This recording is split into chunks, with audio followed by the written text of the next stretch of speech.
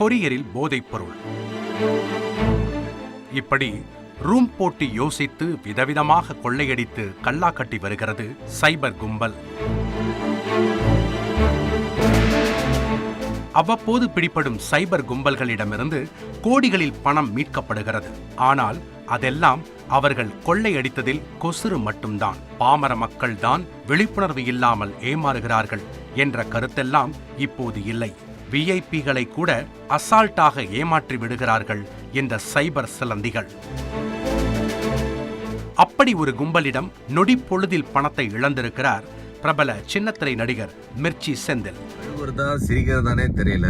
இவ்வளவுதான் நம்ம படிச்சு உலக அறிவுன்னு நினைச்சாலும் ஒருத்தன் சப்பையா ஆன்லைன்ல ஒரு வாட்ஸ்அப் மெசேஜ்ல 15,000 ரூபாய் என்கிட்ட இருந்து ஆட்டையை போட்டாங்க.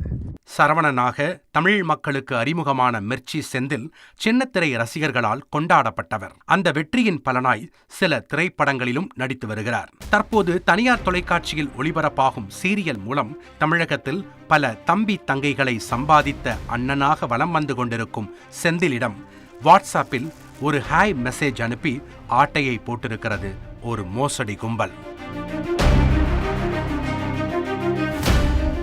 செந்திலுக்கு நெருக்கமான நண்பர் ஒருவர் கோவையில் ஹோட்டல் வைத்து நடத்தி வருகிறார். அவரிடமிருந்து செந்திலுக்கு ஹாய் என வாட்ஸ்அப் மெசேஜ் வந்திருக்கிறது. அதை பார்த்த செந்திலும் கேஷுவலாக பேச சிறிது நேரத்தில் அவர் அவசரமாக 15,000 பணம் தேவை என கேட்டிருக்கிறார். எப்போதும் கேட்காதவர் திடீரென பணம் கேட்டதால் அவர் கொடுத்த எண்ணுக்கு பணத்தை அனுப்பியிருக்கிறார் செந்தில். ஆனால் அந்த அக்கவுண்டின் நேம் வேறாக இருப்பதை பார்த்து உஷாராவதற்குள் பணம் போய் சேர வேண்டிய இடத்திற்கு சேர்ந்து விட்டது. ஒருவேளை இது சைபர் மோசடியாக இருக்குமோ என நினைத்த செந்தில் நண்பருக்கு கால் செய்து விசாரித்த போதுதான் அவரது வாட்ஸ்அப் எண்ணை யாரோ ஹேக் செய்து பலரிடம் பணம் பறித்த உண்மையை சொல்லியிருக்கிறார். 15,000 என்பது சிறிய தொகைதானே, போகட்டும் என நினைக்காமல் தன்னை போன்று மற்றவர்கள் ஏமாந்துவிடக்கூடாது என நினைத்த செந்தில் விழிப்புணர்வுக்காக வீடியோ வெளியிட்டது பலரையும் பாராட்ட வைத்திருக்கிறது. எவ்வளோ ஒருத்தர் குறுகுல பூந்து ஆட்டையை போட்டு போயிட்டானே.